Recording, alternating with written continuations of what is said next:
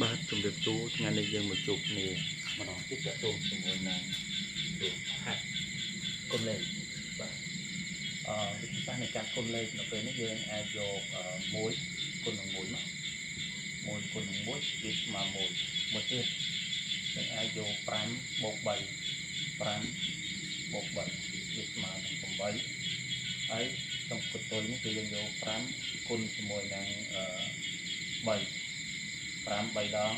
15យើងមាន15នេះយើងយក1នេះយកមកបូកខែនឹង1បាន9អញ្ចឹងចម្លើយផលរបស់យើងគឺឃើញ1ហើយ9ហើយ5បាទមួយទៀតអានេះដូចគ្នាដែរបាទគឺយើងយក1គុណជាមួយនឹង1នេះបាន1បន្ទាប់មកទៀតគឺយើងយក6បូក2ស្មើនឹង8បន្ទាប់មកទៀតយើងយក6គុណនឹង2 6 2ដង12អញ្ចឹងយើង